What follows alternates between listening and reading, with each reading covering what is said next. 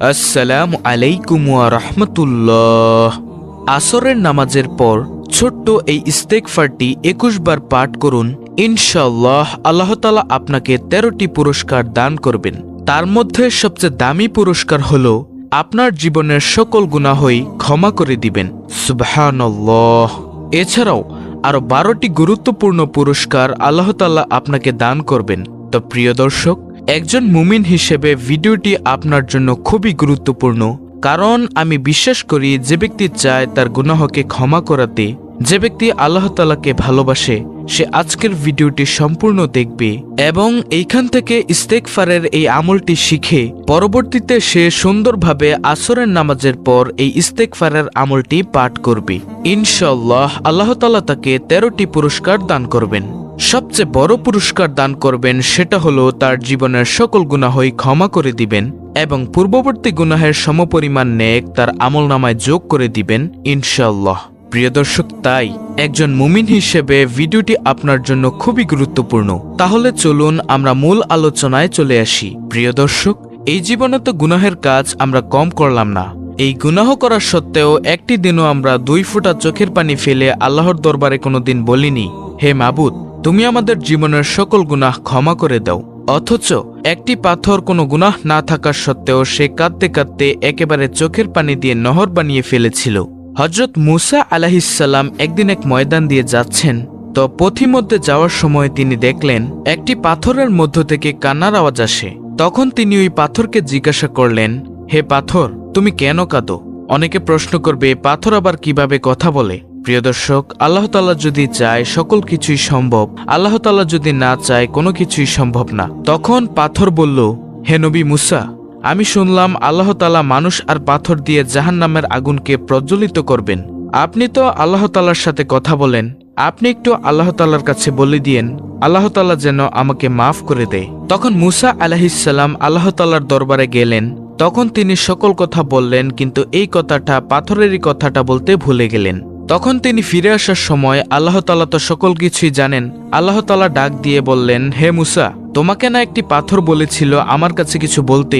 তখন তিনি বললেন, হ্যাঁ মালিক, আমি ভুলে গিয়েছিলাম। হ্যাঁ, ওই পাথরটি আমাকে বলেছিল আপনি যেন তাকে জ্বালানোর পূর্বে তাকে মাফ করে দেন।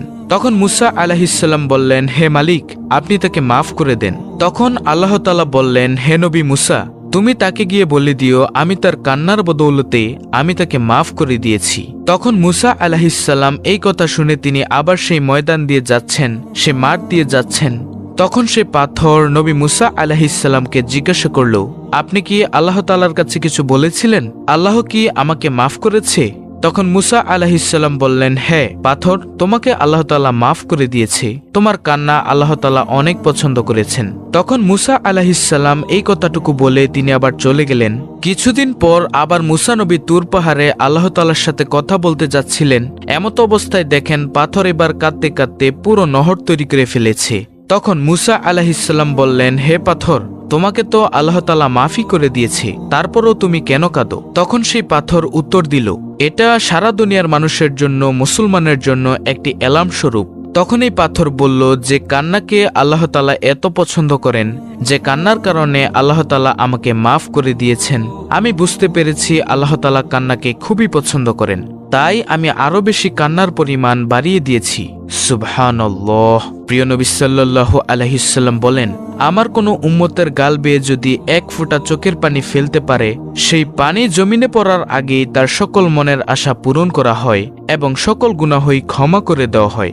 সুবহানাল্লাহ। কান্নাকে আল্লাহ তাআলা এতটাই ভালোবাসেন।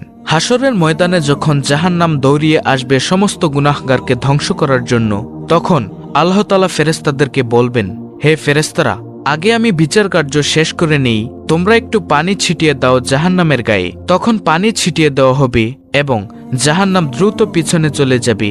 আর সেই পানিটি হলো বান্দাবান্দি যে এই দুনিয়াতে থেকে আল্লাহর দরবারে কেঁদেছে, সেই 1 ফোঁটা চোখের পানি।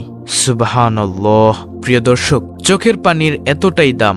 আমাদের প্রিয় নবী সাল্লাল্লাহু আলাইহি সাল্লামের কোনো গুনাহ নেই, তারপরও নবী সাল্লাল্লাহু আলাইহি সাল্লাম দৈনিক 70 বারেরও অধিক তওবা ইস্তেগফার করতেন।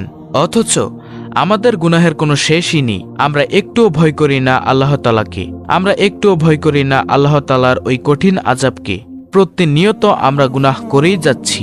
প্রিয় দর্শক, তাই আজকের ভিডিওতে যে আমলটির কথা বলবো, উক্ত আমলটি আমরা সুন্দরভাবে শিখে আল্লাহর দরবারে উক্ত আমলটি আমরা করব। ইনশাআল্লাহ আল্লাহ তাআলা আমাদের সকল গুনাহই ক্ষমা করে দিবেন। সুবহানাল্লাহ। নবীজি হাদিসের মধ্যে বলেন, হে আমার উম্মত, তোমরা যদি গুনাহ না করতে এবং গুনাহ করে সাথে সাথে আল্লাহর দরবারে ক্ষমা না চাইতে, তাহলে আল্লাহ তাআলা তোমাদেরকে উঠিয়ে নিত। আল্লাহ তাআলা দুনিয়াতে এমন একদল জাতি প্রেরণ করত যারা গুনাহ করত এবং আল্লাহ তাআলার কাছে সাথে সাথে ক্ষমাও চাইত। সুবহানাল্লাহ। প্রিয় দর্শক, ক্ষমাকে আল্লাহ তাআলা এতটাই ভালোবাসেন। তাই আসুন আজকের এই ভিডিওর আমলটি আমরা মনোযোগ সহকারে করি। প্রিয় দর্শক, এই দিনের সময়ের মধ্যে একটি গুরুত্বপূর্ণ সময় হচ্ছে আসরের নামাজের পরের সময়টুকু। এই সময় আল্লাহ তাআলার দরবারে কোনো বান্দাবান্দি যদি কিছু চায়, আল্লাহ তাআলা সাথে সাথে তার মনের আশা পূরণ করেন। তো আমলটি করার জন্য আপনাকে সর্বপ্রথম পবিত্রতা অর্জন করতে হবে। আর পবিত্রতা হলো ঈমানের অঙ্গ। নবী সাল্লাল্লাহু আলাইহি ওয়াসাল্লামের হাদিস, যে ব্যক্তি অপবিত্র থাকে তার কোনো ঈমানই নেই, কারণ পবিত্রতা হচ্ছে ঈমানের অঙ্গ। তারপর আপনি আসরের নামাজটুকু সুন্দরভাবে আদায় করবেন। তারপর আসরের নামাজ আদায় করার পর সুন্দরভাবে ধ্যানে বসবেন। তারপরে নবী সাল্লাল্লাহু আলাইহি ওয়াসাল্লামের উপর যেই দুরূদি পারেন প্রিয় দর্শক, কমপক্ষে 7 বার দুরূদটি পাঠ করবেন। সবচেয়ে ছোট দুরূদ হলো সাল্লাল্লাহু আলাইহি ওয়াসাল্লাম। যেই দুরূদি আপনি পারেন প্রিয় দর্শক, সেই দুরূদই আপনি 7 বার পাঠ করবেন। তারপরে আপনি একটি ইস্তেগফার পাঠ করবেন। আর সেই ইস্তেগফারটি হলো আস্তাগফিরুল্লাহ, আস্তাগফিরুল্লাহ, আস্তাগফিরুল্লাহ। সবচেয়ে ছোট্ট ইস্তেগফার, এটা আপনি 21 বার পাঠ করবেন তওবা করার জন্য। তারপর আবার নবী সাল্লাল্লাহু আলাইহি ওয়াসাল্লামের উপর 7 বার সাল্লাল্লাহু আলাইহি ওয়াসাল্লাম এই দুরূদটি পাঠ করবেন। এইবার আল্লাহ তাআলার দরবারে মোনাজাত করিয়া সকল গুনাহের জন্য ক্ষমা চাইবেন। আল্লাহ তাআলা এই ইস্তেগফারের বরকতে সকল গুনাহই ক্ষমা করে দিবেন ইনশাআল্লাহ। এছাড়াও আপনাকে 13টি উত্তম পুরস্কার দান করবেন। তার মধ্যে সবচেয়ে বড় পুরস্কার হলো সকল গুনাহই ক্ষমা করে দিবেন। এছাড়াও অন্য পুরস্কারগুলো হলো আপনার দিলের মধ্যে আল্লাহ তাআলার রহমত দান করবেন, গায়েবী খাজানা থেকে রিজিকের ব্যবস্থা করবেন, আপনার রিজিকের দায়িত্ব আল্লাহ তাআলাই নিয়ে নিবেন, আমলের মধ্যে আপনার মন বসিয়ে দিবেন, শয়তানের কুমন্ত্রণা থেকে আল্লাহ তাআলা আপনাকে বাঁচিয়ে দিবেন এবং উত্তম নেক সন্তান দান করবেন, ফসলাদি সকল কিছুর মধ্যে বরকত দান করবেন, রিজিকের মধ্যে বরকত দান করবেন, অন্তরের মধ্যে নূর দান করবেন এবং কলবের মধ্যে নূর দান করবেন। তখন আপনি দেখবেন যত আমল করবেন তত আমলই ভালো লাগে। ওই যে সকল গুনাহ ক্ষমা হয়ে গেছে এবং শয়তান আপনার অন্তর থেকে চলে গেছে। আর তাই আল্লাহ তাআলা আপনাকে এই ফজিলত দান করেছেন।